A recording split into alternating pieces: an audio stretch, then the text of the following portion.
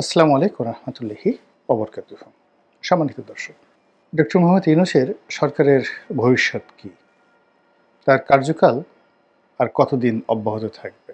তিনি কি আজীবন থাকবেন? ৫ বছর থাকবেন? নাকি অতি দ্রুত একটি নির্বাচন দিয়ে চলে যাবেন? নাকি নির্বাচন দেওয়ার মতো পরিবেশ হয়তো তিনি পাবেন না।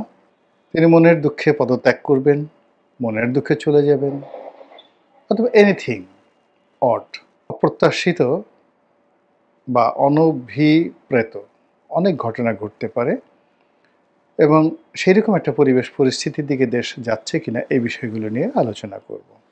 আমাদের দেশের মানুষের যে স্বাভাবিক চরিত্র, আমরা সবসময় শক্তের ভক্ত, নরমের জম। আমাদের দেশের বেশিরভাগ মানুষ পাওয়ার পলিটিক্স করতে ভালোবাসেন। ক্ষমতার মসনদে যদি ১ মাসের একটি অবোধ শিশুকে বসিয়ে দেওয়া হয়, তবু আমাদের দেশের জনগণ সেই শিশুকে সেলুট করবে, সম্মান করবে।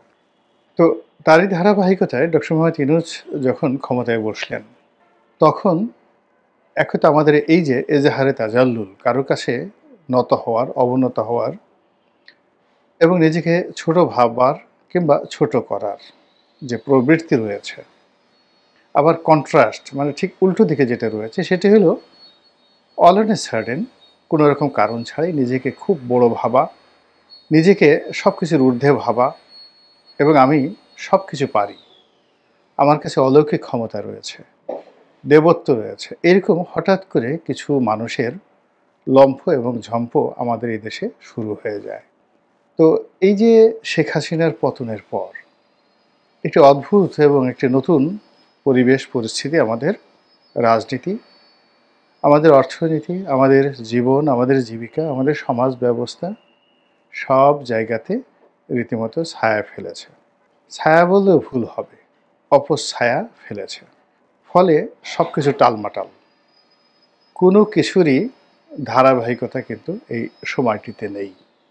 ফলে কি হলো, রাতারাতি ডক্টর মোহাম্মদ ইউনূসের একটি সমর্থক গোষ্ঠী দাঁড়িয়ে গেল এবং একেবারে অপ্রত্যাশিত সমর্থক গোষ্ঠী। আমাদের দেশের যে সকল ইসলামী বক্তা, যে সকল ইসলামিক নেতা, তাদের একটা বিরাট অংশ ডক্টর মোহাম্মদ ইউনূসকে ঘৃণা করতেন। বিরাট অংশ বলে ভুল হবে, বলতে গেলে সবাই। তাকে তারা সুদখোর বলে গালিগালাজ করতেন এবং এই গালিগালাজ করে তারা শান্তি পেতেন।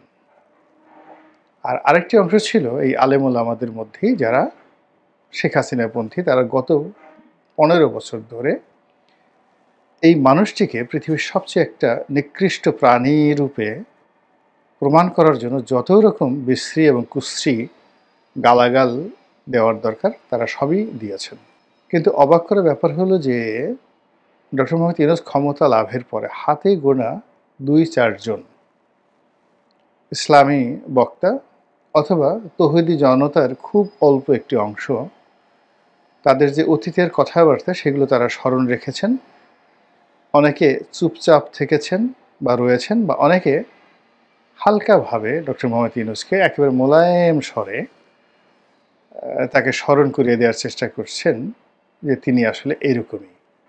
কিন্তু বাকি যারা খুব উগ্র ছিলেন, ভীষণ রকম উগ্র ছিলেন, সে সকল লোক তাকে কেউ অলি আল্লাহ, তাকে কেউ এ যুগের সবচেয়ে বড় অবতার বা মুজাদ্দেদ অথবা আল্লাহর সবচেয়ে একটা বড় নেয়ামত, এইভাবে ওয়াজ করে, নসিহত করে, বক্তব্য দিয়ে মানুষের মধ্যে একটা সম্ভ্রম পয়দা করার চেষ্টা করছেন, যা কিনা বুমেরাং হয়ে যাচ্ছে। যারা এই সকল কথাবার্তা বলছেন তাদের গ্রহণযোগ্যতা কমে যাচ্ছে, জনপ্রিয়তা কমে যাচ্ছে এবং ওয়াজের ময়দানে তাদের যে গ্রহণযোগ্যতা ছিল এবং তাদের যে একটা ভ্যালু ছিল, ফেস ভ্যালু ছিল, এটাও কিন্তু মারাত্মকভাবে কমে যাচ্ছে। এইগুলো একটা গ্রুপ। দ্বিতীয় আরেকটি গ্রুপ হলো যে এখানে কিংস পার্টি গঠন হচ্ছে।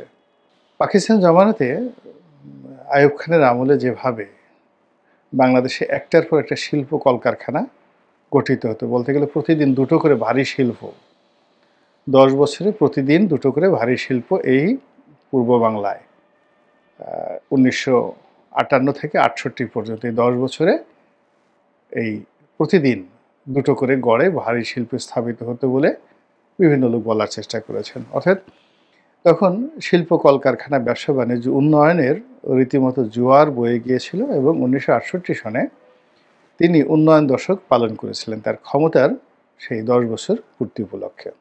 তো এখন সেই উন্নয়ন দশকের মতো করে এই জমানাতে কিংস পার্টি গঠন হচ্ছে প্রায় প্রতিদিনই, এবং অদ্ভুত অদ্ভুত সব মানুষ, অদ্ভুত অদ্ভুত সব নাম, অদ্ভুত তাদের কথাবার্তা এবং অদ্ভুত তাদের পোশাক এবং পরিচ্ছদ।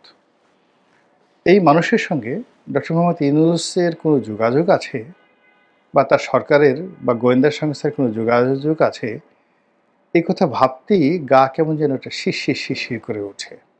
3 নম্বরে যে জিনিসটি, সেটি হলো সরকারের যে সকল কর্তা ব্যক্তি তারা ধৈর্য হারিয়ে ফেলেছেন, ভীষণ রকম ধৈর্য হারিয়ে ফেলেছেন। তাদের মুখ গম্ভীর হয়ে গেছে, গায়ের চামড়া অনেকের কালো হয়ে গেছে এবং তাদের কথাবার্তা এলোমেলো হয়ে গেছে। তো এরকম একটা পরিস্থিতি যখন তৈরি হচ্ছে, সেই পরিস্থিতিতে এই সরকারের 5 বছর কন্টিনিউ করা কিংবা এই সরকারের আজীবন ক্ষমতায় থাকা কিংবা কিছু না হোক 2 বছর 3 বছর থেকে একটা নির্বাচন দেওয়া, এটা বলতে গেলে দুরূহ একটা বিষয় হয়ে দাঁড়িয়েছে। এগুলো সব ভাবের কথা। আপনি যদি ভাবের কথা বাদ দিয়ে একেবারে রূঢ় বাস্তবতায় আসেন, সেই রূঢ় বাস্তবতা হলো যে আপনাকে আপনার লিমিট জানতে হবে এবং বুঝতে হবে। ব্যক্তি জীবনে এবং রাজনীতিতে যখন কেউ লিমিট ক্রস করে, তখন আর সে সেখানে থাকতে পারে না। অবস্থা দৃষ্টি মনে হচ্ছে যে সরকার এবং ডক্টর মোহাম্মদ ইউনূস বেসিক্যালি নিজেকে এখন একটি আনলিমিটেড কোম্পানি বানিয়ে ফেলেছেন। তার মনে হচ্ছে তিনি অনেক সুন্দর কথা বলতে পারেন, তার মনে হচ্ছে তিনি মহাকাশ পাড়ি দিতে পারেন, তার মনে হচ্ছে তিনি আরো অনেক কিছু করতে পারেন।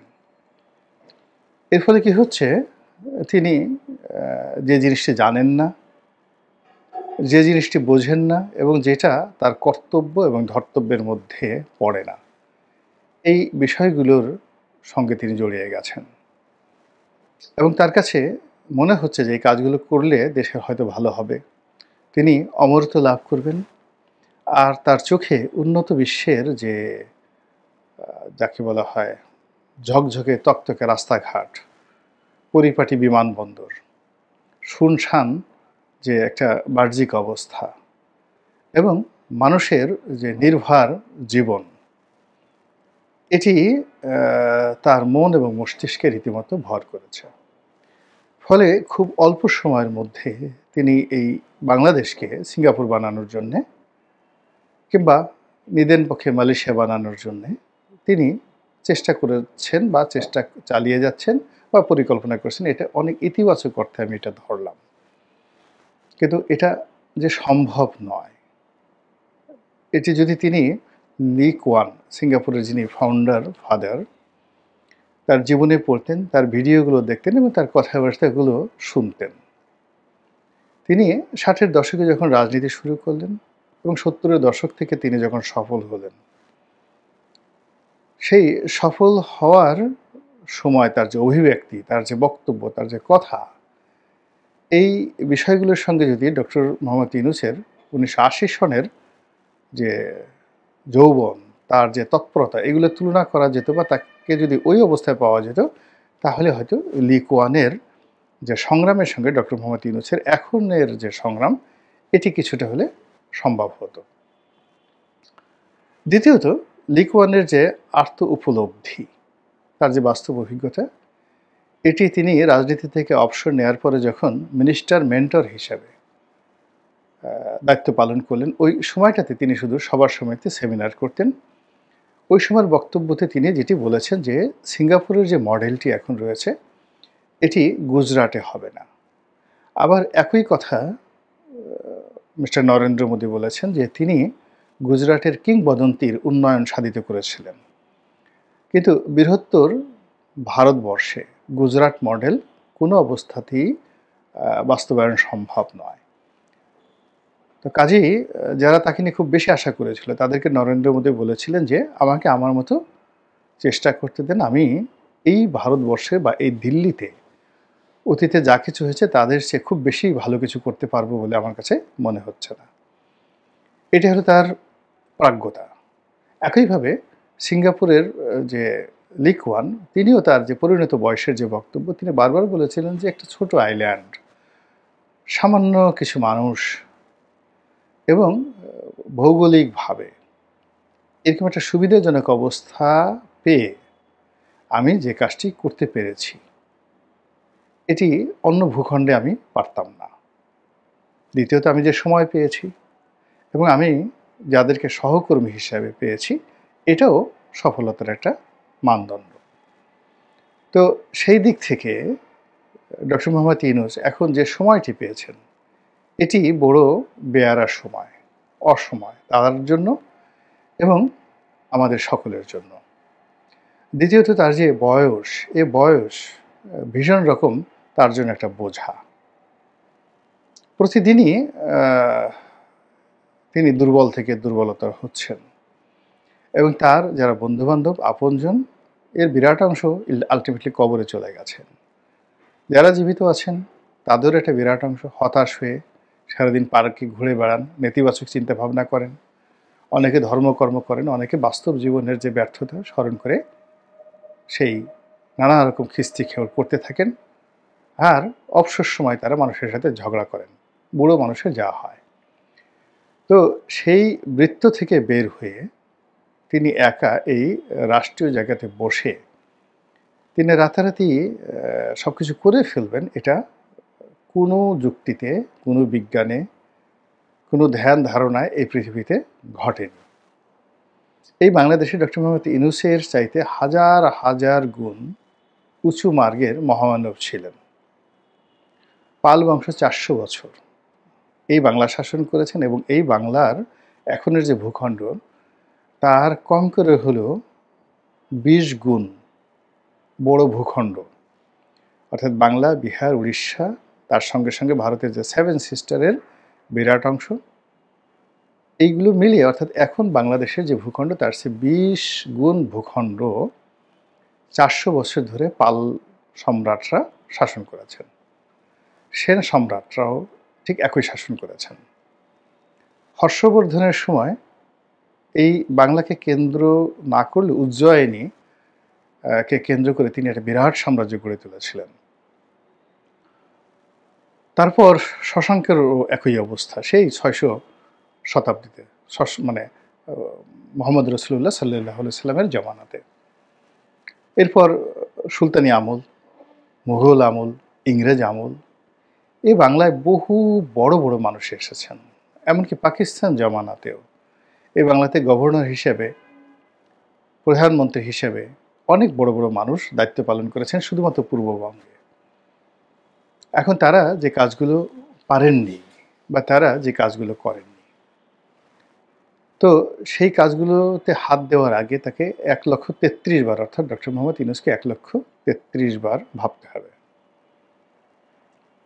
আমাদের দেশে আপনি যদি রাতারাতি খুব জনপ্রিয় হতে চান এবং সব কথায় তালি পেতে চান, প্রশংসা পেতে চান, বিশ্বাস করেন আপনি এই জিনিসগুলো পাবেন না। মানুষকে খুশি করার জন্য যদি আপনি খুব চেষ্টা করেন তাহলে মানুষ খুশি হবে না, বরং বিক্ষুব্ধ হবে। মানুষ যে জিনিসগুলো আপনার কাছে আশাই করে না সেই জিনিসগুলো মানুষকে দিয়ে যদি আপনি মনে করেন যে খুব বড় কিছু করলাম, তাহলে আপনার কপালে দুর্ভোগ আছে। শেখ হাসিনাকে দিয়ে চিন্তা করেন, এই মেট্রো রেল, রূপপুর পারমাণবিক কেন্দ্র, পদ্মা সেতু কোনো কিছুরই দরকার ছিল না। এই কাজ করতে গিয়ে তার অহংকার বেড়েছে, এই কাজ করতে গিয়ে সরকারের দুর্নীতি বেড়েছে, ব্যাপ্তি বেড়েছে, দলের মধ্যে সুবিধাভোগী শ্রেণী তৈরি হয়ে গেছে এবং তার যে মূল রাজনৈতিক যে থিম এটার থেকে তিনি সম্পূর্ণ আলাদা হয়ে গেছেন। ফলে কি নির্মম এবং নিষ্ঠুরভাবে সেখান থেকে তাকে চলে যেতে হয়েছে। তো ডক্টর মোহাম্মদ ইউনূস এবং তার যারা সহকর্মী তারা মূল্য নিয়ন্ত্রণ করতে পারছেন না, সরবরাহ ব্যবস্থা ঠিক করতে পারছেন না, ব্যবসা বাণিজ্য ঠিক করতে পারছেন না, মানুষের দৈনন্দিন জীবনে নিরাপত্তা দিতে পারছেন না, মব ঠেকাতে পারছেন না, এমনকি নিজেদের বাসস্থান যমুনা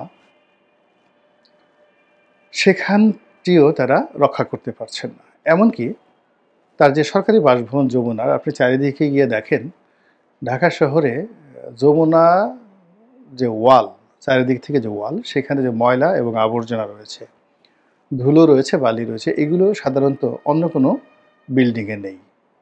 তো যেই মানুষ তার নিজের বাড়িটা ঠিকমতো পরিষ্কার রাখতে পারে না, পরিচ্ছন্ন রাখতে পারেন না, তিনি চট্টগ্রাম বন্দরকে সিঙ্গাপুর পোর্ট অথরিটির হাতে দিয়ে এটিকে সিঙ্গাপুরের আদলে একটা পোর্ট গড়ে তুলবেন, তারপরে এটিকে একটা বিশ্বমানের বন্দর গড়ে তুলবেন এবং চট্টগ্রামকে তিনি যাকে বলা হয় বাংলাদেশের হার্ট বর্ণনা করে, এই হার্ট তিনি সিঙ্গাপুরের ডাক্তার এনে চিকিৎসা করাবেন। এটা অসম্ভব বিষয়।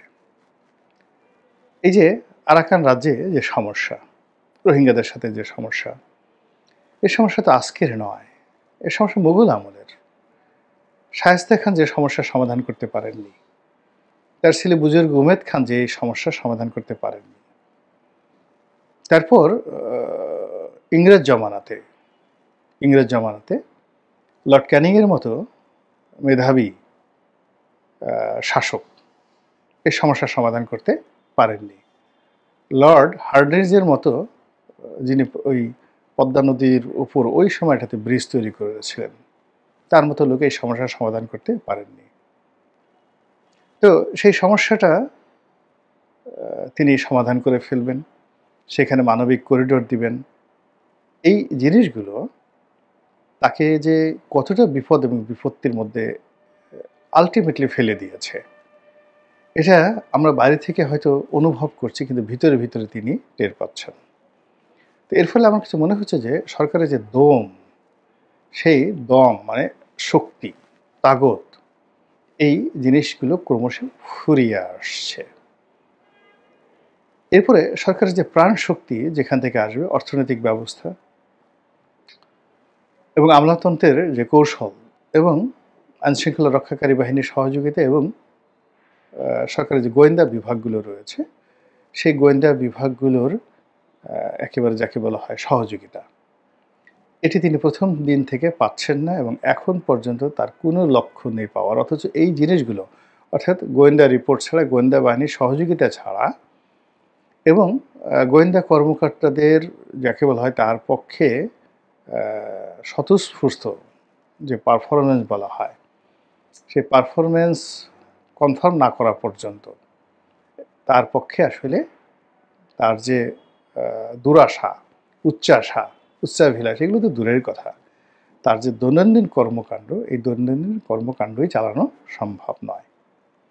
তো যাই হোক, তিনি বয়স্ক মানুষ, সম্মানিত প্রবীণ মানুষ, জীবনের অনেক অভিজ্ঞতা তার রয়েছে, অনেক সফলতা রয়েছে, তার মতো তিনি করবেন, তার মতো তিনি চলবেন। আমরা যারা বাইরে আছি, আমরা যা দেখছি, আমরা বলছি, যার ভালো লাগছে শুনছেন, আর যার ভালো লাগছেন না তারা বিক্ষুব্ধ হচ্ছেন, শুনছেন না।